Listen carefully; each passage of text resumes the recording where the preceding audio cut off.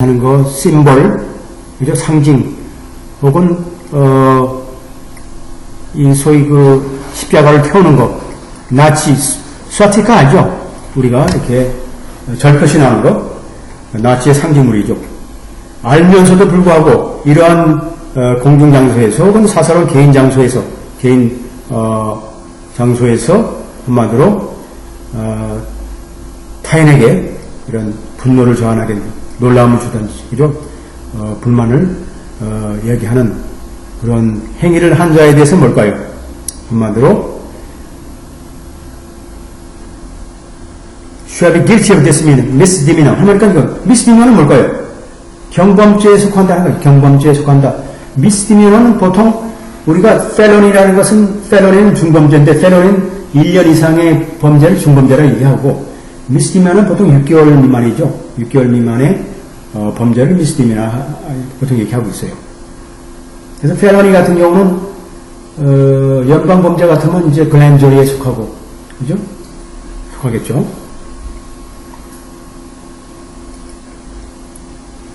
그래서 이제 결국은 페티셔너라는 누구예요? 아까 이제 청소년들이죠. 청소년들이 결국 뭘까요? 자, 이러한 디스카운트, 이러한 범죄 기소 항목을 기각시켜달라고 신청한 거예요. 어떤 이유로?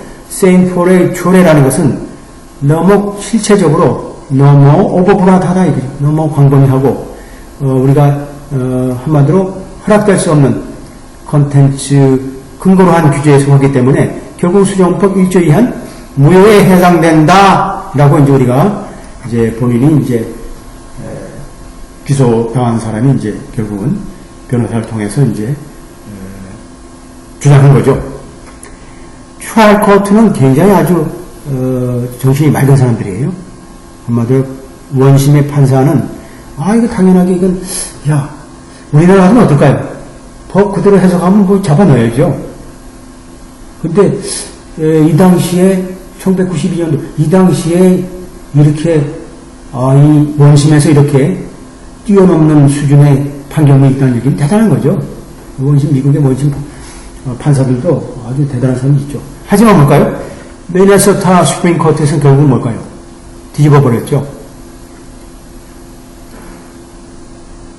그럼 뭘 뒤집었어요? 한마디로 뭘 배척했냐면 한마디로 상고인의 그 오버브라이스 크라임이라는 거죠. 한마디로 너무 광범위하다. 법조례라는 그 기본권을 제한하는 법률의 그 내용 자체가 너무 광범위하다 해석하는데 따라서 그건 뭘까요? 당연히 근데 이제 주 대법원에서는 결국은 그렇지 않다라고 한 거죠. 아까 얘기했던 그대로 해당되고 다른 경우도 다른 주의 경우는 있었어요. 미네소타는 이 월페어 케이스에 보면 아주 비슷한 케이스죠. 한마디로 그 모디파잉 된 케이스인데 한마디로 어떤 행위에 속하냐면 상대방에 해를 주거나, 그죠? 상해를 주거나, 혹은 immediate violence, 즉시 폭력을 부추길 있는 그러한 행위에 해당되게 되면 한마디로 도전적인 언론에 해당된 행위로 봐서 한마디로 우리가 합헌으로 이제 인정한다 이렇게 본 거죠. 요 일본은 우리가 이제 사이테이션이니까 그거까지 볼 건 없고,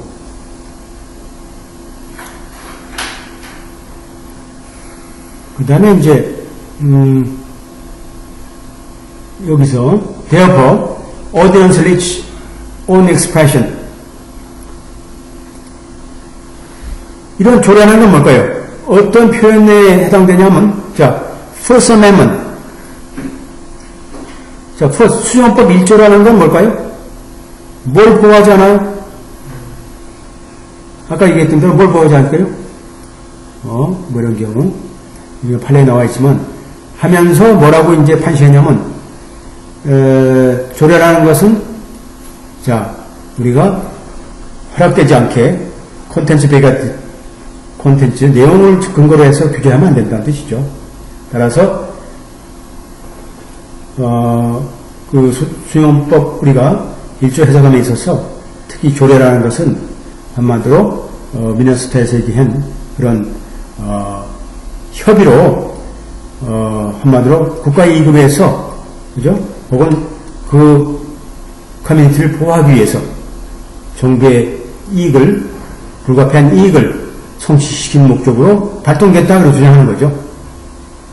결국은 뭘까요? 이게 이제 한마디로 이건 뭘까요? 미네소타 대법원의 이제 주장들이죠. 그래서 이제 결국은 뭘까요? 이건 합헌이라 주장해가지고 결국은 연방 대법원으로 올라갔던 그런 케이스죠. 그러니까 연방 대법원에서 결국은 이 문제를 가지고 다시 이제 심의를 하게 되는데 어떨까요? 자, 뭐라고 얘기했어요? 세인폴의 그 조례를 해석함에 있어서 우리는 어떤 해석에 구속된다 이거죠. 한마디로 미네소타 코트에서 얘기하는 그 해석에 구속될 수 있는 거죠. 하지만 따라서 we accept the Minnesota Supreme Court's authority statement. 주로 이제 우리가 이 판례를 읽게 되면 기본적으로 어떤 사실에 대해서는 우리가 인정한다라고 하지만 그럼에도 불구하고 그렇게 나온 거죠. 여기서는 따라서 우리는 받아들인다. 미네소타 수프림 코트의 그 보이는 주장들 뭘까요? 그 조례라는 것은 어떤 표현이냐? 이러한 도전적인 말도 결국은 차프린스키의 케이스의 의미에서 해석된다는 표현. 이건 뭘까요? 한마디로 이미 연방 대법원에서 결정이 났던 전의 판결들이죠. 이 내용을 우리가 인정한다는 뜻이죠. 그대로 인정한다. 하지만 뭘까요? 패티셔너, 상고인과 아미시의 그 교회 같은 경우, 소위 이 문제에 대해서 위헌을 주장했던 사람들이죠. 라는 경우는 뭐라고 주장? modify 해야 된다. 그 범위에 대해서 modify 해야 된다. 라고 주장한 거죠. 얼마만큼 modify 해야 되느냐? 그건 연방 대법원에 우리가 판결 내용을 우리가 읽게 되면 알 수 있는 거죠. 그러니까 수정법 1조라는 건 뭘까요? 수정법 1조라는 건 어떻게 돼요? 미국의 헌법이라는 게 있는데 미국의 헌법이라는 건 그대로 있어요. 오리지널 텍스트가. 그걸 고치지 않고 우리는 전문을 고치지만 미국은 전문을 고치지 않고 별도로 우리가 수정법 1조를 만들고 2조 만들고 3조 만들고 4조, 5조, 27조까지 만들었잖아요. 해서 만들어서 우리가 헌법이 7조가 있지만 이건 수정법 27조가 있어요. 그래가지고 우리가 수정법 1조라는 건 결국 뭡니까? 언론의 자유, 그 다음에 종교의 자유를 우리가 규정하는 그런 내용들이죠. 그래서 우리가 차플린스키 포뮬레이션, 차플린스키 뉴햄셔 케이스가 있는데 차플린스키 같은 경우도 결국은 표현의 자유와 관련된 문제죠. 당시 1919년도에 미국의 언론이라는 특히 미국의 표현의 자유라는 것은 굉장히 암울한 거죠. 소위 그 제1차 세계대전이라는 게 있어가지고 연방 대법관들도 그렇게 심하게 안 했어요. 뭐 대부분 연방 정부의 의견을 존중했고 다른 거죠. 따라서 뭘까요? 어떻게 됐어요? 자, 이렇게 조례라는 게 조례가 한마디로 무효라는 거죠. 따라서 무효라는 것. 따라서 그 범위를 수정해라. 이렇게 이제 주장한 거죠. 수정해달라. 그래서 여기서 뭘까요? 연방대법원. 자, 그 문제를 우리가 고려하는 필요는 없다. 자, 오슈밍 아규엔더. 논란의 여지가 있다고 하고 우리가 추정한다면, 오슈밍 아규엔더, all expression reached by the audience. 한마디로, 뭘까요? 조례에 의한 이 표현의 자유라는 것은, 자, 이 저돌적인 원칙하에 규제될 수 있다. 라고 우리가 추정한다 그러면 어떻게 될까요? 추정한다 하더라도, 그래도 불구하고 우리는 뭐라고 우리가 판시하냐면, 그래도 그 조례라는 것은 뭘까요? 결국 위헌이다. 왜냐하면, 그렇지 않은 그런 허락돼야 될 그런 언론의 자유를 규제를 하는 결과가 되기 때문에 결국은 위헌이다. 라는 거죠. 결국 뭘까요? 아까 얘기했던 컨텐츠 베이스죠. 그 주제의 근거로 해서 우리가 처벌을 하는 거기 때문에.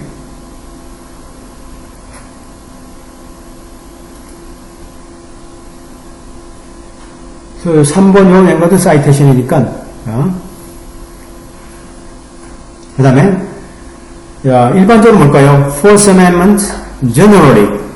generally가 뭐예요? 수용법 1조는 일반적으로, 정부가 뭐뭐 하는 것을, 규제하는 것을 방지한다는 거죠. 규제하는 거죠. 자, 언론 자유를 규제하는 것을 방지하는 거죠. 그렇습니다. 이 케이스는 뭐, 많죠. 결국은 사상의 자유를 부인하는 것 때문에, 그죠? 사상의 자유를 부인한 것 때문에 그럴 수도 있는 거고. 그 다음에, 내용을 근거로 한 규정이죠. 내용을 근거로 한 규제는 추정적으로, 뭘까요? 무조건 무효다 보는 거죠. 무효다. 그죠? 이런 것들이 지금까지 판례로, 되어 왔었죠.